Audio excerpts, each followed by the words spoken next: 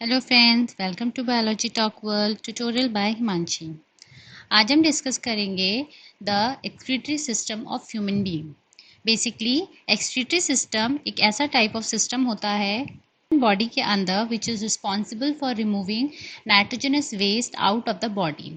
Because अगर nitrogenous waste large amount में हमारी बॉडी के अंदर एक्यूमुलेट होगा तो वो पॉइजनस सब्सटेंस और उसके डेरिवेटिव को फॉर्म करता है which may be fatal for our life. Therefore, we need to remove this nitrogenous waste from our body. जिसके लिए हमारी बॉडी में एक स्पेशलाइज सिस्टम होता है जिसको हम कॉमनली एक्सक्रीटरी सिस्टम बोलते हैं। Basically there is a diagram before you of human excretory system. इसमें मेन एक्सक्रीशन का काम करती हैं आपकी kidney. We have 2 kidneys, one on the left side and one on the right side. ये kidneys आपकी कनेक्ट होती है लॉन्ग ट्यूब लाइक स्ट्रक्चर जिसको आप यूरेटर बोलते हो। एंड फाइनली ये यूरेटर एक पाउच और बैग लाइक स्ट्रक्चर से कनेक्ट होता है विच इज़ नोन है यूरिनरी ब्लैडर होता है। जो भी एक्स्ट्रा वेस्ट आपकी किडनी फिल्टर आउट करके रिमूव करती है वो आपके यूरिन के फॉर्म में यूरिनरी ब्लैडर में स्टोर होता है and finally it is release out of a body through the urethra. Now in this video we will understand the structure of kidney and वो फंक्शन कैसे करती है। If we talk about the structure and shape of the kidney, it is a reddish brown color organ which is bean shaped and it is located in the back of our upper abdomen part. हमारा जो कमर है उसके back side पे it is located. इस किडनी के ऊपर एक ग्लैंड प्रेजेंट होता है which is one of the most important gland and that is known as adrenal gland. इस ग्लैंड को हम एमरजेंसी ग्लैंड भी बोलते हैं बिकॉज हम जब भी एमरजेंसी सिचुएशंस में होते हैं लाइक कभी कोई डेंजर सिचुएशन हो गई या सडनली हमने कोई स्नेक देख लिया या फिर कोई एक्सीडेंटल सीन हमारे सामने आ गया तो उस टाइम पे हमारी बॉडी जो रिएक्ट करती है लाइक हार्ट बीट तेज़ होना, नर्वस होना, आंखों का ब्लिंक होना, अलर्टनेस बढ़ जाना, वो सारे के सारे रेगुलेट किए जाते हैं हॉर्मोन्स जो ये एड्रीनल ग्लैंड सीक्रेट करता है। इसीलिए एड्रीनल ग्लैंड को हम इमरजेंसी ग्लैंड भी बोलते हैं। If we talk about the structure unit of the kidney, it is nephron. जैसे कि ह्यूमन्स बीइंग में या किसी भी लिविंग ऑर्गेनिज्म में cell is the smallest structural and function unit of life. Similarly kidney के अंदर छोटे छोटे small structural and functional unit होते हैं जिनको हम नेफ्रॉन बोलते हैं। तो एक किडनी में आपके मिलियंस ऑफ नेफ्रॉन्स होते हैं। Now if you see about the structure like as you can see in the diagram, यहाँ पे देखो ये बीन शेप लाइक स्ट्रक्चर है। यहाँ पे 2 ब्लड वेसल एंटर करती है, one is renal artery and one is renal vein. ये आपकी जो किडनी है ये यूरेटर से कनेक्ट होती है which is further connected to urinary bladder. अब यहाँ पे जो किडनी है इट हैज़ 2 पार्ट। इसके जोन को हम 2 पार्ट में डिवाइड करते हैं। आउटर जोन जो ये है that is known as your cortex and जो इंटरनल रीजन है that is medulla. Let's see nephron. As we say कि नेफ्रॉन किडनी का सबसे छोटा स्ट्रक्चरल एंड फंक्शनल यूनिट होता है। मीन किडनी के फंक्शन को प्रॉपरली कैरी आउट करने के लिए आपके नेफ्रॉन्स रिस्पॉन्सिबल होते हैं। अगर हम नेफ्रॉन की बात करें तो इसमें 2 मेजर स्ट्रक्चर्स होते हैं, one is known as Bowman's capsule and second is known as tubule. Tubules को हम फर्दर क्लासीफाई करते हैं PCT, loop of Henle and DCT. Let's see the structure in the diagram. Now let us see the structure of nephron. Nephron में आपके पास 2 part है, one is known as Bowman's capsule and second is known as tubule. Nephron में basically 2 main part होते हैं, one is known as Bowman's capsule and second is known as tubule. जो Bowman's capsule है it is a cup shape like structure as you can see in the diagram. This cup shape like structure is known as Bowman's capsule और इस cup shape like structure के नीचे you can see a long tubular part that is known as tubule. Tubules को हम 3 part में classify करते हैं, one is known as PCT, second is known as loop of Henle and third is known as DCT. PCT mean proximal convoluted tubule. Proximal mean पास, convoluted mean coiled and tubule. मतलब ये जो long tube like structure आप देख रहे हो yellow colour का, इसमें से जो क्वाइल्ड पोर्शन जो बॉमेंस कैप्सूल के पास लाई करता है that is this one, this is known as your PCT. And the second part loop of Henle is what? ये जो long U-shaped pin like structure you can see in the diagram, this part of the tubule is known as loop of Henle which is U-shaped. And last is DCT. DCT stand for distal convoluted tubule. It is mentioned here. Distal का मतलब होता है दूर, convoluted mean coil. तो ये जो tubule का वो पोर्शन जो क्वाइल्ड है बट वो बोमेन्स कैप्सूल से दूर है, that is known as DCT. And finally जो भी सब्सटेंस डीसीटी से आता है वो एक कॉमन पैसेज से कनेक्ट होता है। As you can see this blue color line that I'm making, this long tube, this is known as your collecting duct. So this is a structure, Bowman's capsule, your tubular part and your collecting duct. Tubular portion is divided into three portions, PCT, loop of Henle and DCT.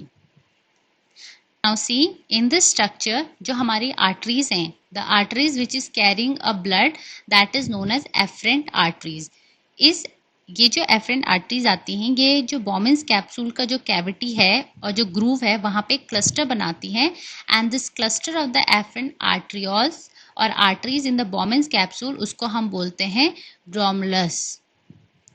और जो second and है इन arteries का, वो पूरे tubule के चारों तरफ एक नेटवर्क बना के रखती है और फाइनली वो रिलीज हो जाती है into the body, and that is known as efferent arteriole. और ये जो नेटवर्क आपको ब्राउन कलर का दिख रहा है, this is commonly known as vasa recta. Thing is that ये जो आपका लूप ऑफ हेनले है, इसमें वो डिसेंडिंग पार्ट है या असेंडिंग पार्ट, उसके बेसिस पर भी हम इस लूप ऑफ हेनले को दो पार्ट में क्लासिफाई कर सकते हैं। One is descending limb and second is ascending limb. Now let us try to understand the mechanism of working of kidney. Kidney के अंदर जो नेफ्रॉन है वो दो मेजर प्रोसेस को कैरी आउट करते हैं। One is known as ultra filtration and second is reabsorption. Ultra mean बहुत ही फाइन और बारीक। अल्ट्रा फिल्ट्रेशन में जो आपका ब्लड है वो बहुत ही बारीकी से फिल्टर किया जाता है। अल्ट्रा फिल्ट्रेशन प्रोसेस में आपके ब्लड को बारीकी से फिल्टर किया जाता है। यहाँ पे तीन मेम्ब्रेन होती हैं जो आपका अल्ट्रा फिल्ट्रेशन में हेल्प करती है। One is wall of renal artery, second is basement membrane and third is walls of Bowman's capsule. Now try to understand what all these are. अभी हमने स्ट्रक्चर में पढ़ा कि हमारा ये Bowman's capsule का cup shape like structure है which is now connected to the tubule. And second thing what we have read कि यहाँ से आपकी afferent arteries आती हैं, they make a cluster here and the second end यहाँ पे से network बनाता हुआ release into the body.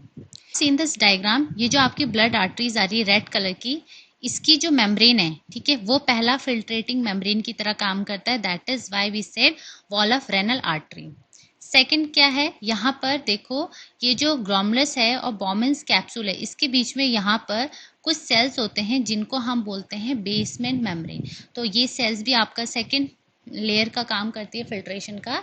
And third है जो आपका ये बोमेन्स कैप्सूल है ब्लू कलर का, इसकी जो वॉल है ये भी आपके फिल्ट्रेशन का काम करती है। देखो जो भी ब्लड यहाँ पे आएगा इसकी वॉल्स में से भी फिल्टर होगा, तो this forms the third layer of filtration. यहाँ पे तीन अलग अलग लेयर से आपका ब्लड फिल्ट्रेट होता है। That is why we say that it is an ultra filtration process. Now one more thing is that कि जो भी आपका ब्लड बोमेन्स कैप्सूल में आ रहा है, let us consider this is a Bowman's capsule which we have said. इस Bowman's capsule में जो भी ब्लड आ रहा है थ्रू ग्लोमेरुलस, उसका 90% या मोर देन 90% आपका पूरा का पूरा ट्यूब्यूल में ट्रांसफ़र कर दिया जाता है। Now the question is that कि अगर 100 में से मोर देन 90% ब्लड आपका ट्यूब्यूल में आ गया तो हमारे ब्लड में आर्टरीज में तो शॉर्टेज ऑफ ब्लड हो जाएगा, क्योंकि ये जो ट्यूब्यूल है it is directly connected to your collecting duct. As you have seen in this diagram, यहाँ से जो भी ये येलो कलर के ट्यूब्यूल में आ रहा है वो पास होके कहाँ जा रहा है, कलेक्टिंग डक्ट में, and collecting duct for the ureter और यूरिनरी ब्लैडर से कनेक्ट होता है। तो नाउ द क्वेश्चन इज, अगर पूरा का पूरा ब्लड हमारा यहाँ पे ट्रैवल हो रहा है तो हमारे लिए क्या हो जाएगी, दिक्कत की बात है, बिकॉज वहाँ पे शॉर्टेज हो जाएगा ब्लड का इन आर आर्टरी। तो इस चीज़ को कंपनसेट करने के लिए व्हाट वी हैव, आप यहाँ पे देखो आपके पास यहाँ पे वासा रेक्टा है, ठीक है। ये क्या है, एफरेंट आर्ट्रियोल का जो दूसरा एंड है उसी का ये देखो ब्राउन कलर का नेटवर्क बना रहा है through out all the portions of your tubule. अब जो भी सब्सटेंस आपका मोर देन 90% ब्लड का फिल्ट्रेट होके इस येलो वाले पार्ट में आया है, नाउ इससे क्या होगा, रीअब्जॉर्प्शन का फिनोमेना होगा। रीअब्जॉर्प्शन यहाँ पे देखने को मिलेगा। रीअब्जॉर्प्शन मीन चीज़ें वापस से रीअब्जॉर्ब होंगी। अब कहाँ से कहाँ होंगी, यहाँ पर देखो जो सब्सटेंस आपका येलो ट्यूब्यूल में आ गया है उसमें से जो एसेंशियल कंपोनेंट है वो वापस से डिफ्यूजन या ऑस्मोसिस के थ्रू इन ब्राउन कलर का जो ब्लड वेसल जो इसने सराउंड कर रखा है उसमें डिफ्यूज हो जाएगी। तो जो भी चीज़ आपका फिल्टर होके आया है इस yellow part of the tubule में, that will be sent back into these blood arteries by the process or simply osmosis or by diffusion. So what is the significance of this? आपके blood में जो blood का concentration है amount है that is maintain. Only last में जो बचा हुआ सब्सटेंस आपके इस ट्यूब्यूल में रह जाता है that is waste product of a body that is not required by a body. It may be ammonia waste, it may be water, it may be some ions और एक्स्ट्रा अमाउंट ऑफ मिनरल्स जो कि आपके urine के through release out होते हैं आपकी body से। Second heading is haemodialysis. Haemodialysis is a special type of technique जो हम अप्लाई करते हैं उन पर्सन में जिनकी kidney due to any reason ख़राब हो जाती है।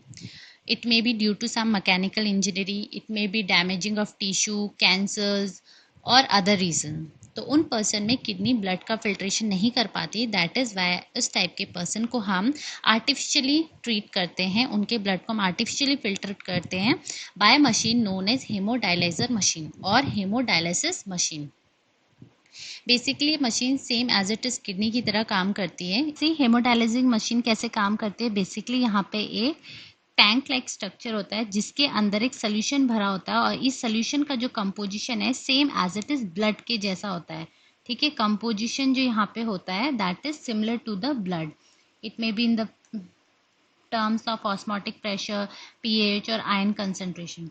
इस टैंक के अंदर कुछ ट्यूब्यूलर चैम्बर्स लगे होते हैं and these chambers are parallel to each other. अब यहाँ पर पेशेंट का ब्लड लिया जाता है। फॉर एग्जाम्पल यहाँ से पेशेंट का ब्लड लेकर उसको इस ट्यूब के अंदर एंटर कराया जाता है। जैसे जैसे पर्सन का ब्लड इस ट्यूब में पास होता है, इस ट्यूब में से जो भी सब्सटेंस है वो डिफ्यूजन या ऑस्मोसिस के थ्रू आपके सोल्यूशन में ट्रांसफ़र कर दिया जाता है। वन थिंग टू नोट है इज दैट ये जो ग्रीन कलर के ट्यूब्स इस चैम्बर के अंदर और इस कंटेनर के अंदर लगे होते हैं they are a semi permeable nature. These are semi permeable membrane. These are semi permeable membrane. So ये अलाउ करती हैं सब्सटेंसेस को मूव करने के लिए from the tubules into the solution. Now what will happen, जो भी वेस्ट सब्सटेंस आ रहा है इस ट्यूब्स में वो आपके इस सोल्यूशन में पास ऑन हो जाएगा।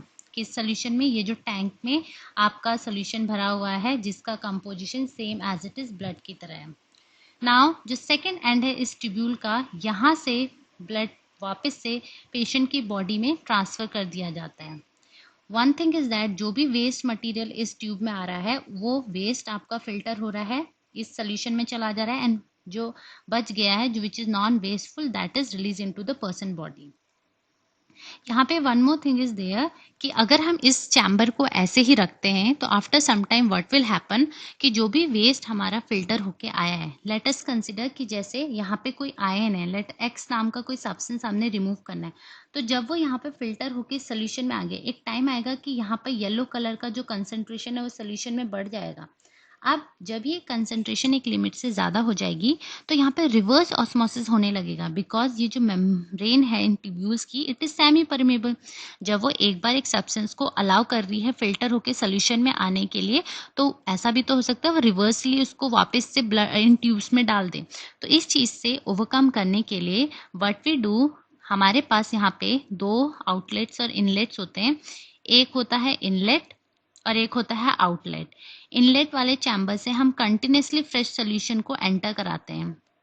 We continuously put fresh solution from one side और जो वेस्ट सोल्यूशन है उसको हम एक साइड से रिमूव करते हैं ताकि जो हमारा चैम्बर है ये डायलाइजिंग चैम्बर उसमें जो हम फ्लूइड यूज़ कर रहे हैं वो फ्रेश हो, उसमें वेस्ट का कंसंट्रेशन ज़्यादा ना हो, क्योंकि अगर वेस्ट का कंसंट्रेशन एक लिमिट से ज़्यादा होगा तो वो वापस से डिफ्यूज़ बैक करेगा ट्यूब्यूल्स में और पेशेंट्स के ब्लड में जाएगा। So this is the overview कि किस तरीके से हेमोडायलाइजिंग मशीन्स वर्क करती हैं। One picture before you of the modern type of haemodialysing machines. इसके अंदर जो चैम्बर लगा होता है that work in a similar way that we have just seen. This is all for today. If you like my channel, please like, share and subscribe it. Thank you.